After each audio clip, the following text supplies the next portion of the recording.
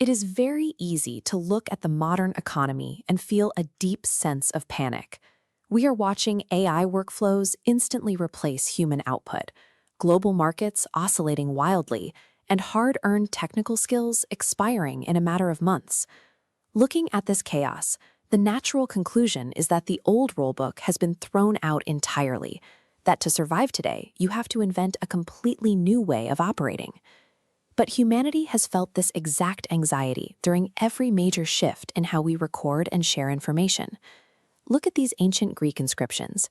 Carving a single message into stone required immense, localized labor and deep patience. Compare that to modern fiber optics, where billions of data points move across the globe in milliseconds. The speed and the physical aesthetic of our tools have accelerated wildly, yet the person operating the machine is driven by the exact same fears, greeds, and ambitions as the person carving that stone. We can divide the world into two distinct categories. On one side, you have variables, the rapidly changing technologies, platforms, and market conditions. On the other side, you have constants, the permanent, unmoving realities of human psychology and value creation. Navigating the 21st century does not require you to frantically chase every new variable. It requires you to obsessively master the constants. Look at this model.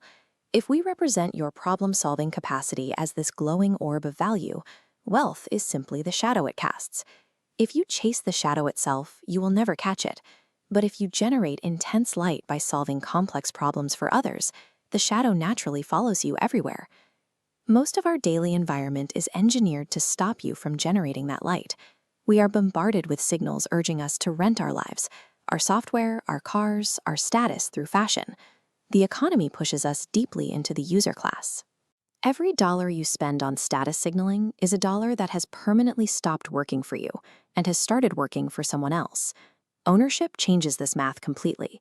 By acquiring assets, building businesses, or creating intellectual property, you build machines that generate value entirely independent of your time.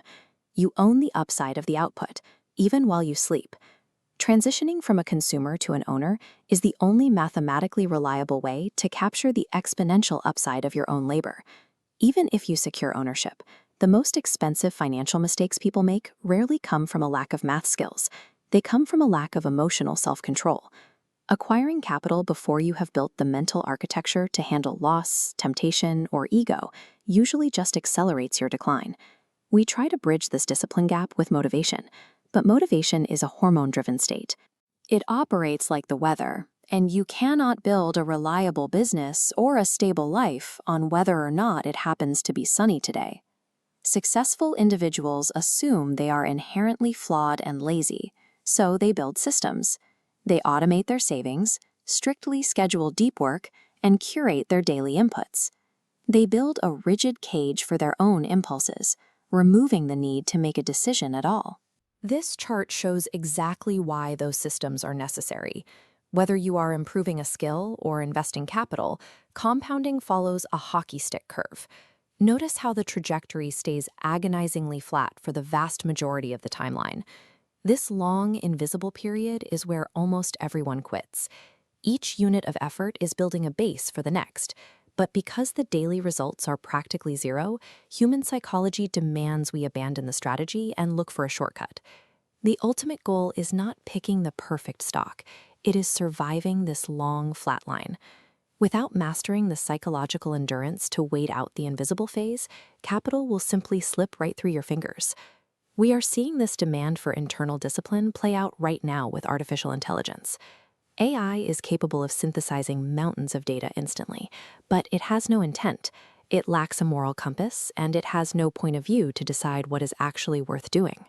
If you define your value strictly by the rote tasks you perform, drafting, coding, basic data entry, the machine is a massive threat.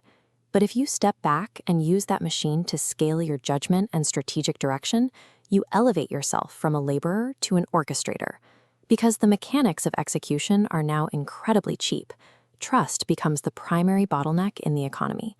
A pristine reputation for reliability and capability acts as a massive force multiplier, dropping the friction of doing business to nearly zero. Staying at that orchestrator level requires radical intellectual humility.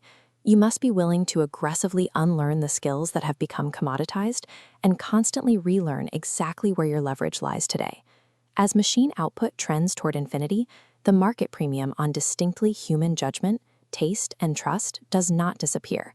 It goes exponentially up. So, if you succeed in building value, governing your impulses, and capturing the upside, what happens next? Eventually, wealth stops being a tool and becomes a profound multi-generational stress test. There is a historical pattern often called shirt sleeves to shirt sleeves in 3 generations. The first generation uses intense grit to build capital. The second enjoys the harvest, and the third completely loses it. The final generation fails because they are handed the external representation of success without experiencing any of the internal friction that built it. They inherit the money, but they do not inherit the character. To actually preserve legacy, you have to transfer the internal operating system.